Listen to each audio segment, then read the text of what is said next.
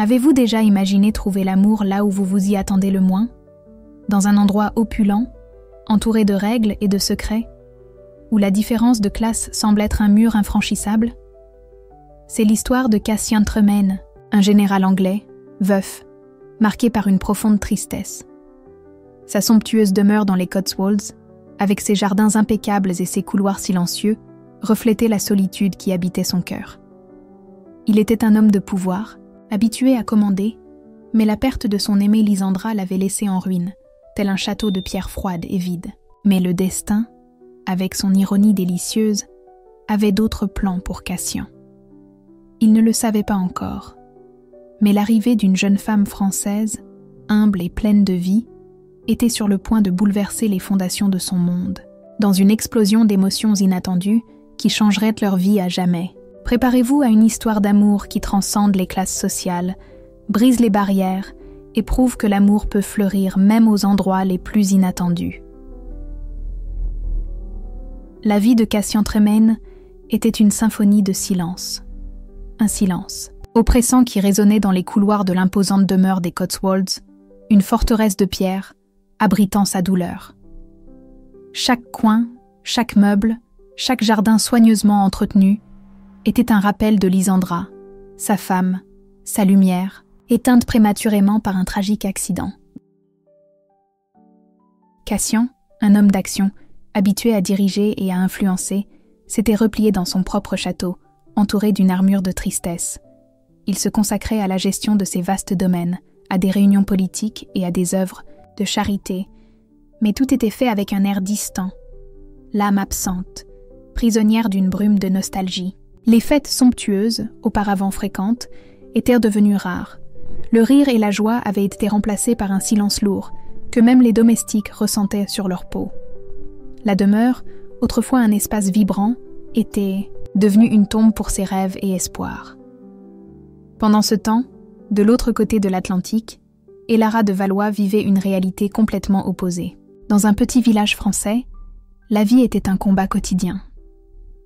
Elara, une jeune femme aux yeux bruns et aux cheveux sombres, luttait pour soutenir sa grand-mère, malade et fragile. Son modeste appartement, avec des meubles simples et des murs écaillés, témoignait de sa persévérance. Elara travaillait sans relâche, affrontant les difficultés avec une force admirable. Son passé, marqué par une relation abusive, avait laissé des cicatrices profondes dans son cœur. La méfiance à l'égard des hommes était un bouclier qu'elle portait avec elle, une armure contre de futures déceptions. Pourtant, un fil d'espoir têtu la maintenait debout, alimentée par le besoin d'offrir une vie meilleure à sa grand-mère et à elle-même. L'opportunité de travailler dans la maison de Général Tremaine, un emploi que beaucoup considéraient comme un miracle, surgit comme un rayon de lumière dans l'obscurité. Elle ne savait pas à quoi s'attendre, mais le besoin était plus fort que n'importe quelle peur. La maison représentait non seulement un travail, mais une chance de changer sa vie pour toujours. Le choc culturel fut immédiat. Elara, habituée à la simplicité de sa vie, se sentit submergée par une mer de luxe et de formalité en arrivant à la maison Tremaine. L'opulence du lieu était oppressante, un contraste frappant avec la modestie à laquelle elle était habituée. Les vastes couloirs, les lustres en cristal scintillant, les meubles anciens et imposants, tout semblait appartenir à un autre monde, un monde lointain et inaccessible. La froideur des domestiques, formée à la discrétion et à l'obéissance, renforçait le sentiment d'isolement. Madame Penelope Finch, la gouvernante, une figure imposante au regard perçant, l'accueillit avec une courtoisie polie mais distante. Dans son ton formel, elle tissa un avertissement subtil mais clair sur le tempérament de Général Tremaine. Un homme de peu de mots, réservé et marqué par une profonde douleur qui le rendait imprévisible. La tâche d'Elara était ardue, nettoyer les appartements de Cassian, un service qui nécessitait non seulement du soin, mais aussi une extrême prudence. La pression était palpable, un poids supplémentaire sur ses épaules déjà chargées. La première rencontre entre Elara et Cassian fut brève, mais intense. Alors qu'Elara nettoyait la bibliothèque, un sanctuaire de livres anciens et précieux, Cassian apparut, silencieux et imposant. Ses yeux gris, froids et perçants, l'analysèrent. De haut en bas, comme s'il l'évaluait, la mesurait. L'air se fit lourd, chargé d'une tension palpable. La conversation fut minimale, formelle, et l'attitude de Cassian était une muraille impénétrable. La fragilité d'Elara, la nervosité évidente dans ses mouvements, contrastaient violemment avec la posture impassible et la froideur de Cassian. L'imprévu se produisit lorsque, dans un mouvement maladroit, Elara renversa un précieux vase en porcelaine ancienne, un objet familier qui avait appartenu à Lysandra. Le bruit du vase se brisant résonna dans la bibliothèque, brisant le silence et amplifiant la tension. Cassian, un instant, sembla perdre le contrôle. Ses yeux, auparavant gelés, montrèrent une lueur de colère contenue.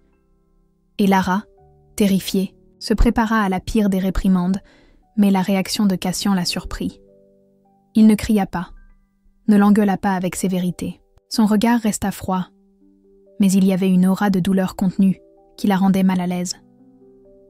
Il ordonna qu'elle nettoie le désordre, la voix grave mais sans cruauté. Et Lara sortit de la bibliothèque, le cœur battant, l'esprit confus. Elle avait survécu à la première rencontre avec le général, mais l'expérience la rendait encore plus consciente de l'abîme qui les séparait. Les jours suivants furent marqués par une étrange dynamique. Cassian, malgré sa froideur apparente, commença à observer Elara avec plus d'attention. Ses mouvements précis, son dévouement au travail, sa capacité à garder son calme même face à son impénétrabilité, l'intriguaient. Il la voyait, nettoyer sa bibliothèque, ranger ses appartements, s'occuper des détails de la maison avec une délicatesse qui contrebalançait la froideur de l'environnement. Dans ces moments de solitude, Cassian se surprenait à se rappeler les gestes d'Elara, la manière dont ses doigts délicats glissaient sur les objets, l'expression concentrée sur son visage, la légère courbe de ses lèvres quand elle se concentrait sur ses tâches. C'était une étrange attraction qui le troublait. Lui, habitué au pouvoir et au contrôle, se sentait décalé face à la force silencieuse d'Elara, une force qui ne se manifestait pas par des cris ou des gestes grandioses, mais par une résilience subtile, par une détermination qui transparaissait dans chaque mouvement. Elara, pour sa part, ressentait une étrange attraction pour Cassian, malgré la peur et la distance qui l'entouraient. La froideur de celui-ci n'était qu'un masque, elle le percevait. Derrière cette impénétrabilité se cachait une douleur profonde, un vide qui résonnait avec le sien.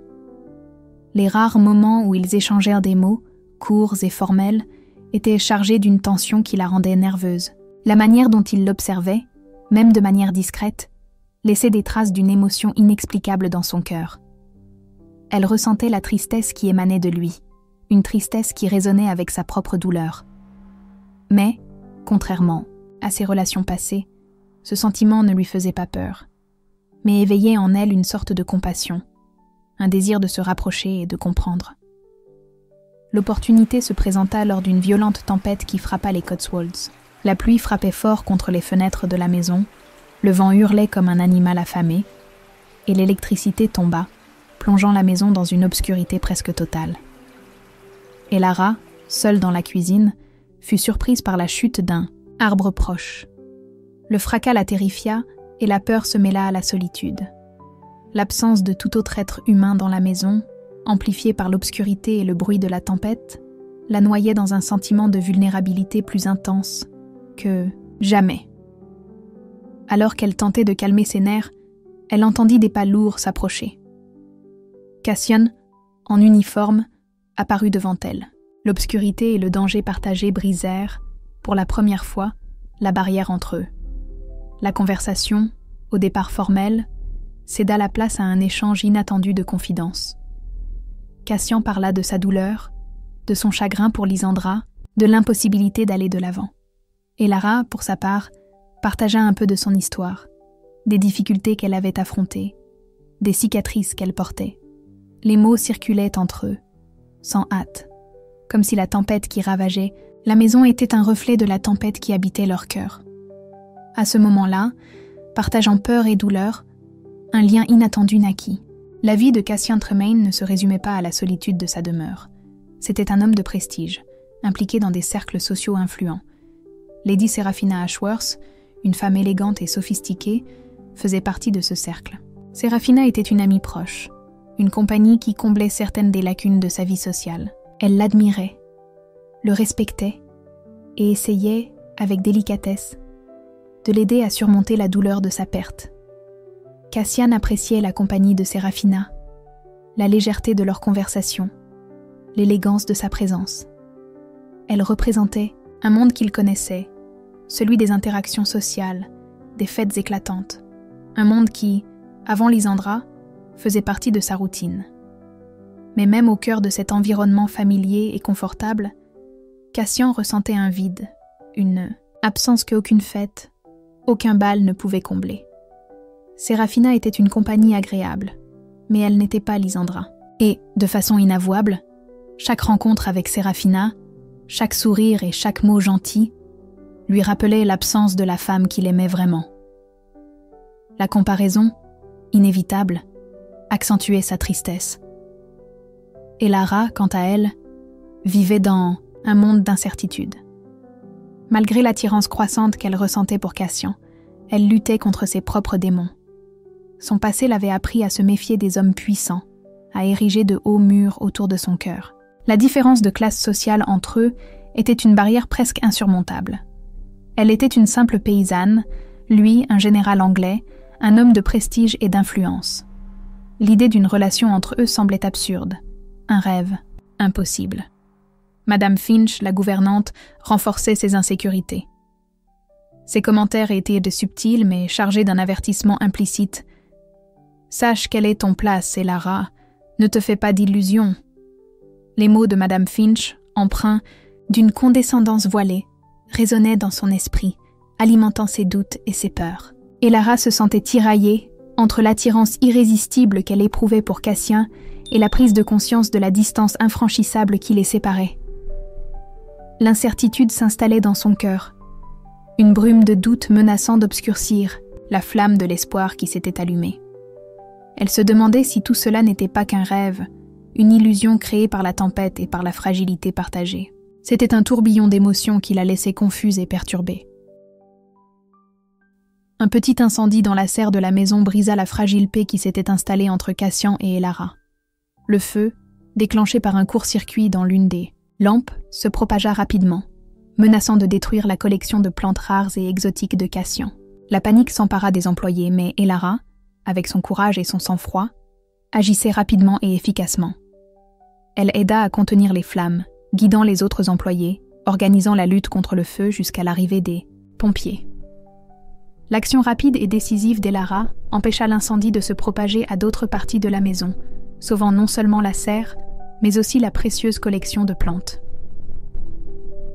Cassian, en assistant à la bravoure et à la détermination d'Elara au milieu du chaos, fut impressionné. Il avait perçu sa force intérieure, sa capacité à agir en moment de crise, une force qui contrastait avec la fragilité qu'il avait ressentie chez elle auparavant. L'incident révéla également le côté humain de Cassian. Il ne commanda pas, il ne donna pas d'ordre. Il participa activement à la lutte contre le feu, côte à côte avec Elara et les autres employés, les aidant à porter des seaux d'eau, à sauver les plantes menacées. Il était couvert de suie, le visage marqué par l'effort, mais ses yeux brillaient d'admiration et de respect. En cet instant, la barrière qui les séparait commença à s'effondrer. Il reconnut la force d'Elara, non seulement physique, mais surtout intérieure, une force qui le fascinait. Après l'incendie, pour la première fois, Cassian invita Elara à une balade à cheval dans les champs voisins de la demeure. Ce geste était inattendu, une rupture avec sa routine solitaire et formelle. La balade, à la différence des rencontres, tendues et brèves du passé, fut marquée par une conversation fluide et décontractée. Le dialogue, enfin libre des formalités et de la tension initiale, leur permit de mieux se connaître. Cassian révéla davantage sur sa douleur, sur sa lutte pour surmonter la perte de Lysandra, sur le poids de la responsabilité qu'il portait. Elara, quant à elle, parla plus de sa vie, de ses difficultés, de ses rêves. Les mots circulaient, naturellement, comme si le paysage tranquille et serein des champs reflétait la paix qui commençait à envahir leur cœur. Dans le silence des champs, sous le soleil de l'après-midi, un nouveau lien se forma, plus fort et plus profond. La balade à cheval symbolisait la rupture des barrières, un pas important dans le chemin de leur cœur vers l'amour. Cassian, pour la première fois depuis longtemps, ressentit un aperçu d'espoir, un rayon de lumière perçant l'obscurité qui l'avait enveloppé. Le temps passa et le lien entre Cassian et Elara se renforça, malgré les différences et les incertitudes. Cassian, de plus en plus fasciné par la force et la résilience d'Elara, réalisa que ses sentiments s'étaient transformés en quelque chose de plus profond que de l'admiration. Il était amoureux. L'idée de confesser ses sentiments l'effrayait. Il était un général, un homme de position et de prestige, tandis qu'Elara était une jeune femme d'origine humble, une employée dans sa maison. La société n'accepterait jamais une telle union, et l'idée même paraissait absurde, un acte de folie. Mais la passion était trop forte pour être ignorée, un tourbillon d'émotions qui le dominait. Il devait confesser ses sentiments, même si le risque était grand. L'opportunité se présenta lors d'une grande fête dans la maison Tremen. Cassian, élégant et impeccable, observait Elara de loin. Elle était magnifiquement vêtue, dans une robe simple mais élégante qui mettait en valeur sa beauté discrète. Ses yeux bruns brillaient et un léger sourire jouait sur ses lèvres. Il la voyait interagir avec les autres employés, traitant tout le monde avec respect et gentillesse. L'élégance et la délicatesse de ses gestes, le naturel avec lequel elle se mouvait, contrastaient avec l'ostentation et l'artificialité de nombreux invités. Cassian se sentait attiré par l'authenticité d'Elara, une authenticité qui faisait défaut chez beaucoup de ceux qui fréquentèrent sa demeure.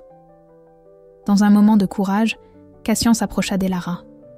Il la conduisit loin de la foule, vers un jardin caché où la lumière de la lune illuminait le paysage serein. Il confessait ses sentiments, ses mots coulant naturellement malgré son air. Il parla de son admiration pour la force d'Elara, de sa résilience, de sa gentillesse. Il évoqua le vide dans son cœur, un vide que seule Elara semblait capable de combler. Il avoua qu'il l'aimait, un amour profond et intense, qui transcendait les barrières sociales et les différences de classe. La peur d'être rejeté le rongeait, mais le besoin de confesser ses sentiments était plus fort. Elara fut surprise, mais pas choquée. Elle avait elle aussi nourri des sentiments pour Cassian, des sentiments qu'elle avait gardés cachés par peur et insécurité. La déclaration de Cassian fut un soulagement, une rupture avec les doutes et les incertitudes qui l'avaient tourmentée. Elle avoua également ses sentiments pour lui, ses mots coulant comme un fleuve libéré. Elle parla de l'attirance qu'elle éprouvait pour lui, de son admiration pour sa force intérieure, de la compassion qu'elle ressentait pour sa douleur. Elle admit qu'elle était tombée amoureuse de lui, un amour qui ne se laissait pas intimider par les différences sociales ou les barrières qui les séparaient. Ces mots résonnèrent dans le silence du jardin, chargés d'émotion. « Je t'aime aussi, Cassian. » À ce moment-là, une décharge électrique parcourut l'air entre eux. Cassian, sans hésiter, la tira à lui, ses bras l'enveloppant dans une étreinte tendre et passionnée. Le toucher de ses mains, la proximité de leur corps intensifiait l'émotion du moment. Leurs visages se rapprochèrent lentement et, dans la pénombre du jardin, sous la douce lumière de la lune, leurs lèvres se rencontrèrent dans un baiser passionné. Un baiser qui portait des années de douleur, de solitude et de nostalgie, qui scellait un amour né des cendres de la tristesse, un amour qui transcendait les barrières sociales et les différences de classe. C'était un baiser profond, intense, qui exprimait l'ampleur de leurs sentiments, un baiser qui promettait un avenir rempli d'amour, de compréhension et de bonheur. C'était un baiser qui unissait deux cœurs qui, malgré leurs différences, avaient trouvé un point de rencontre, un endroit où la force et la fragilité se complétaient, où la tristesse et l'espoir s'entrelaçaient, formant un lien indissoluble, un amour pour toute la vie. L'union de Cassian et Elara ne fut pas facile. Madame Finch et certains employés de la maison s'opposèrent à leur relation, critiquant le choix de Cassian et faisant preuve de préjugés et de désapprobation. Mais Cassian, pour la première fois depuis longtemps, avait la force de faire face à l'opposition. Il était déterminé à être avec Elara, prêt à se battre pour leur amour. La différence de classe sociale, qui semblait autrefois une barrière infranchissable, devint sans importance. L'amour qu'ils ressentaient l'un pour l'autre était plus fort que tout préjugé. Ils surmontèrent les difficultés, affrontant les obstacles ensemble et montrant que le véritable amour transcende les différences et les barrières sociales. Le mariage de Cassian et Elara fut une célébration de l'amour, une démonstration que le destin peut être changé, que le bonheur peut être trouvé dans les endroits les plus inattendus. La maison Tremaine, autrefois symbole de solitude et de tristesse, devint un foyer, un espace rempli d'amour et de joie, un témoignage que l'amour peut fleurir même dans les lieux les plus improbables. Cassian, qui s'était isolé dans sa douleur, redécouvrit la joie de la compagnie, la beauté de partager la vie. Il apprit à laisser de côté la froideur qui le protégeait, permettant à l'amour de guérir les blessures du passé. Sa personnalité, autrefois rigide, s'adoucit, révélant un homme gentil, affectueux et passionné. Elara, pour sa part, trouva en Cassian la sécurité et l'amour qu'elle avait tant désiré. Elle surmonta les insécurités qui l'avaient hantée, apprenant à faire confiance et à se donner à l'amour sans peur. La différence de classe sociale, autrefois une grande barrière, devint sans importance face à la force de ses sentiments. Elle fleurit dans la maison Tremaine, sans perdre sa simplicité et sa douceur. Elle apporta une touche de joie à la vie de Cassian, équilibrant le luxe avec la beauté naturelle de son être. Leur relation ne fut pas sans défi. Madame Finch, la gouvernante, avec son regard sévère et ses commentaires cinglants, continua d'exprimer sa désapprobation, mais sa résistance diminua avec le temps, face au bonheur évident du couple. Peu à peu, elle céda à l'évidence de l'amour sincère entre eux, réalisant que le bonheur de son général importait plus que n'importe quelle règle ou coutume. L'opposition initiale de certains employés se dissipa également, remplacée par l'admiration pour le couple qui montrait que le véritable amour surmonte tout préjugé ou barrière sociale. Cassian et Elara devinrent un exemple que l'amour peut fleurir dans des lieux inattendus, que le bonheur peut être trouvé même au milieu de grandes différences. Ils ne surmontèrent pas seulement les barrières sociales, mais aussi les barrières émotionnelles, trouvant un point de rencontre dans la douleur partagée et la quête de guérison. Ils devenaient un refuge l'un pour l'autre, un port sûr dans les tempêtes de la vie. Leur amour était un phare dans l'obscurité, un témoignage que le bonheur est possible, que l'espoir peut renaître de la tristesse. L'histoire de Cassian et Elara est une preuve que le destin peut être modifié, que l'amour peut guérir des blessures profondes et que le bonheur peut être trouvé là où l'on s'y attend le moins.